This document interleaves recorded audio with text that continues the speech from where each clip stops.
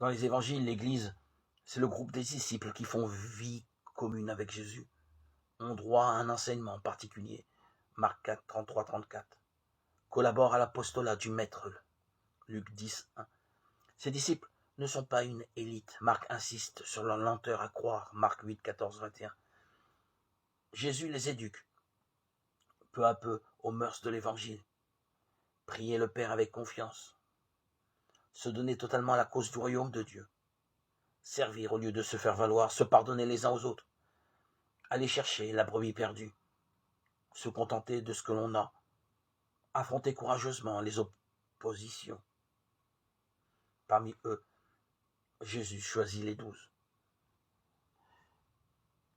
Jésus monte dans la montagne et il appelle ceux qu'il voulait.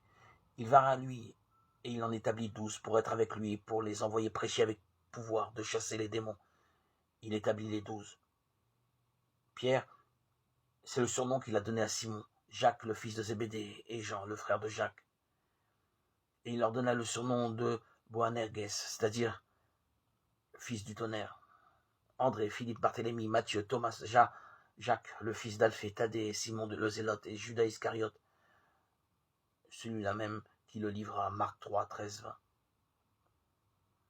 Ce groupe des 12, aussi disparate que possible, est le noyau de la communauté des disciples.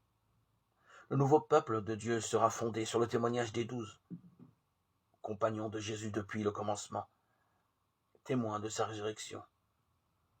Ils sont envoyés par le Christ pour prêcher l'évangile à toutes les nations. Actes 1, 21, 22, Luc 22, 28, 30, Matthieu 28, 16, 20, Apocalypse 21, 14.